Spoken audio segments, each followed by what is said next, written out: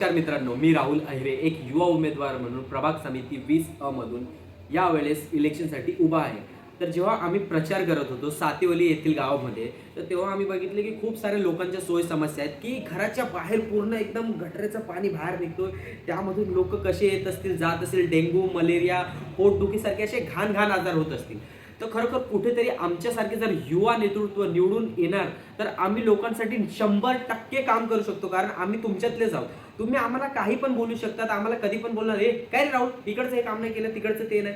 पण ज्या लोकांना आपण वर्षानुवर्ष निवडून आणलं त्या लोकांनी कधीच आपल्यासाठी कामं केली नाही आणि त्यांना आपण काही बोलूही शकत नाही. तुम्ही परिस्थिती बघून घ्या, इकडची परिस्थिती कशी आहे. खरोखर सांगतो, या परिस्थितीला कुठेतरी बदलायचं आहे तर तुम्हाला 4 मतदान करायचे. त्यामधून 1 मतदान या युवा पिढीला असू द्या.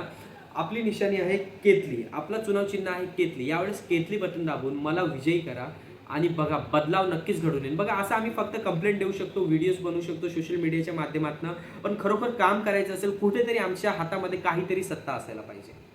आपल्याला भीम आर्मी आझाद समाज पार्टीने एक युवा तरुण म्हणून मला सहभाग दिलाय, मला सपोर्ट दिलाय, खूप चांगली गोष्ट आहे ती.